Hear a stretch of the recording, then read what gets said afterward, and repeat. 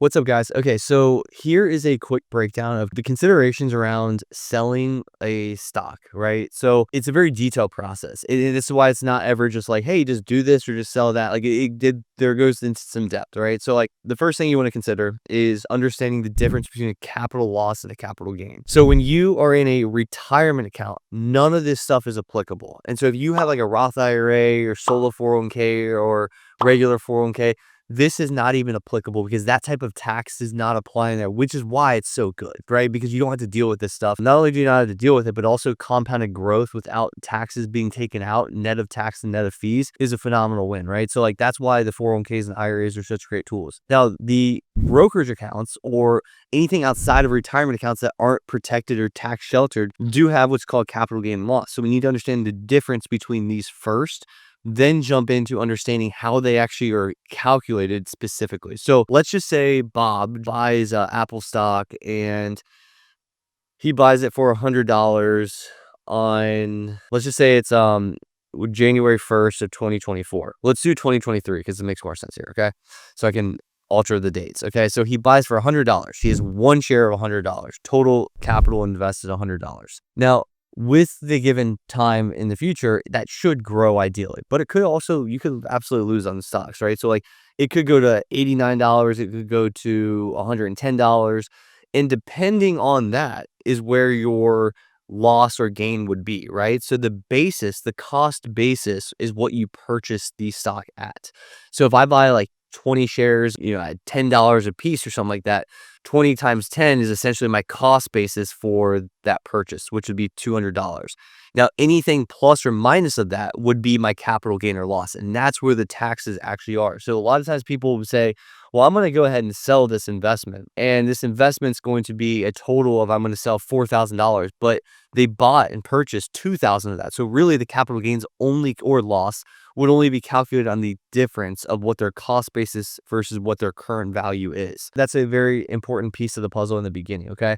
So let's just say this goes up to, so let's do 175 to make it easy. So 175, and the dates are very relevant here, okay? So the reason why I often talk about traders losing their ass on a lot of stuff is because they don't understand the short-term capital gains and the long-term capital gains.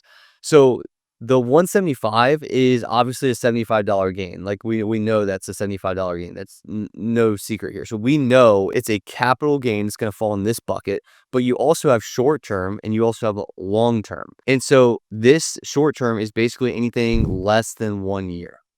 This long term is anything greater than 1 year. So when I say it's the government incentivizes us to hold on to our investments, one, because, like retirement assets and stuff like that, they obviously keep them, you're invested for a long period of time and you have your money in capital there. So there's not like a crisis for retirement. There's a lot of benefits for that to happen for them, but they want to incentivize you to hold it longer, right? So if you have a 1 year gain, let's say a capital gain 1 year, that would be at your capital gains tax rate. Now that could be 0, 15%, or 20%, depending on your income bracket. Let's just call most of you guys are going to be in this 15% bracket. I think this is roughly, you can look up, we have the numbers in the academy. Actually, I have a great tool in our academy. Specifically, I can pull this up for you guys. So if I go to our tax drawdown presentation, which was phenomenal, you definitely should be watching that.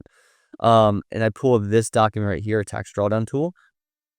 And I open this calculation. It over here has the 2024 tax tables. I think our capital gains is calculated over here somewhere. Let me see.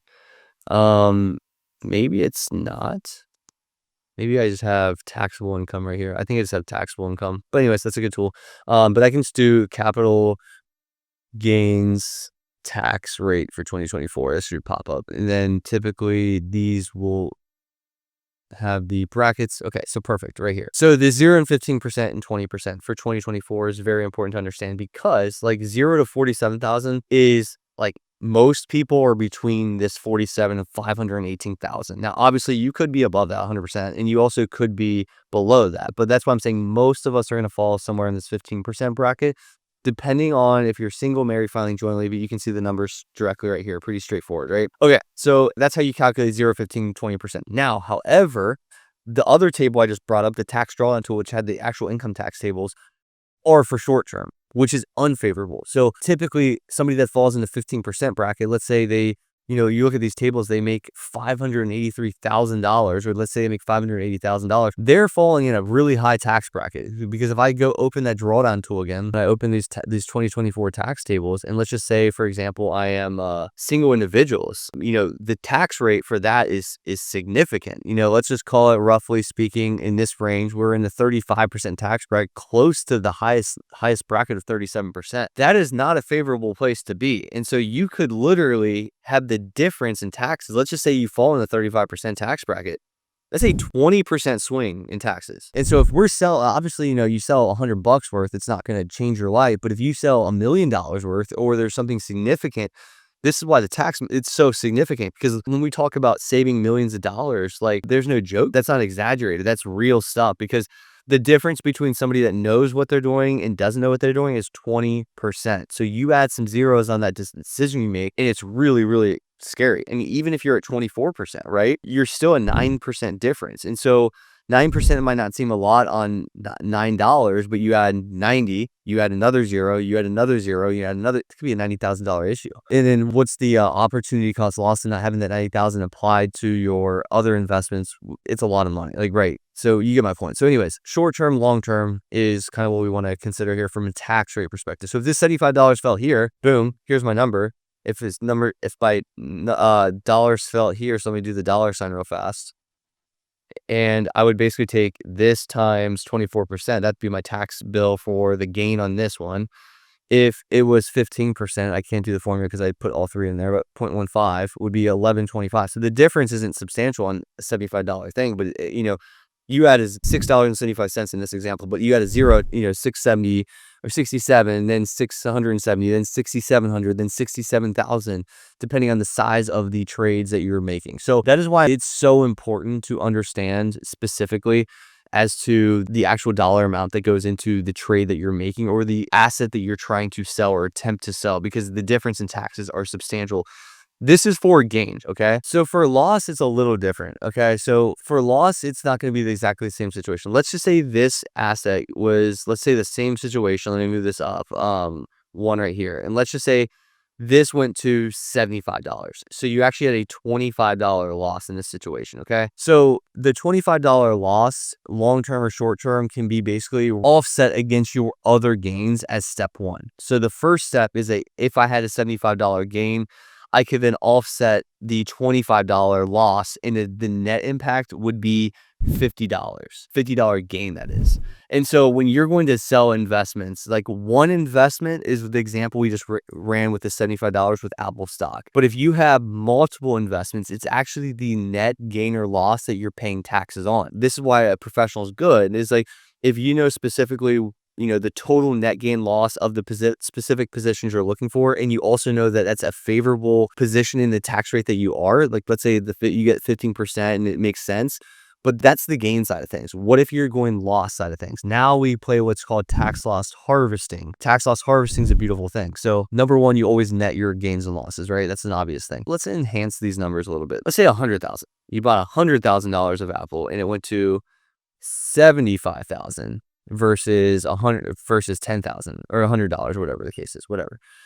And you had a $25,000 loss. And let's just say that's the only investment you're selling. So you don't have a net of other different investments. It's just this, right? This $25,000 loss can be used to your advantage in a big way. So number one is, we know it's tax loss harvesting. So if you don't know what tax loss harvesting is, I'll explain it. So let's just say your income, your taxable income, is $97,000 in a given year. You can offset this. The first step is you obviously offset your gains if you have those gains. But in this situation, let's just say we have no other gains. So it's just $25,000. I can offset this by $3,000, up to $3,000 of that $25,000 loss. So now I have a $3,000 loss in the current year. So my actual income tax is lower by $3,000. So it's 94,000, right? So instantly I've taken that, let's call it a deferred tax asset. Now I've applied the 3,000 up front, and now I've deferred a taxable, let's call it an asset, because it's a loss I can offset and use to my advantage in the future. That's why it's called a DTA in accounting terms. I then put $22,000 towards future years. Okay. So future years is whenever in the future. There is no like end date. It's not like I have to use this deferred tax asset within like 3 years. I can use this in 20 years. I can, whatever. It's just ongoing. And so what I can do is strategize. And this is where it's really, really advantageous. Let's say this year you capitalize on a $22,000 tax loss. Now, obviously you don't want to lose money, if that makes sense, but you can at least use it to your advantage to reduce your taxes and from a net perspective, kind of benefit you. So let's say you have this loss, you decided to take this out. Maybe you're restructuring your portfolio. It makes sense. You think it's the right move and you have this asset in your pocket. And then let's say the market runs really, really big in the future years and you're trying to pay less taxes. So you have a big investment, you're getting towards retirement or drawdown, you're deciding to sell it, and you have a $22,000 gain. I can go sell that. I can go collect that $22,000. I pay zero taxes because my net of the $22,000 gain and the $22,000 loss is zero. And so that is very beneficial. So when you're looking to actually sell your individual positions of different stocks, number one, you want to calculate all of the stocks.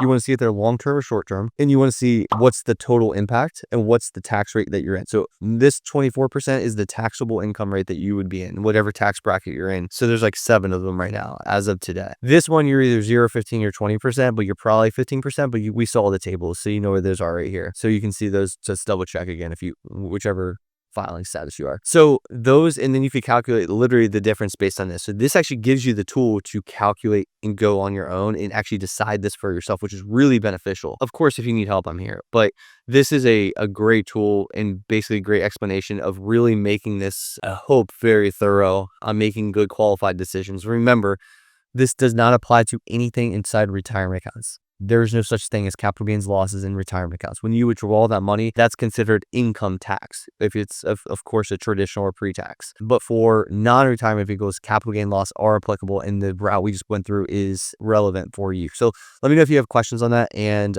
we can continue to talk.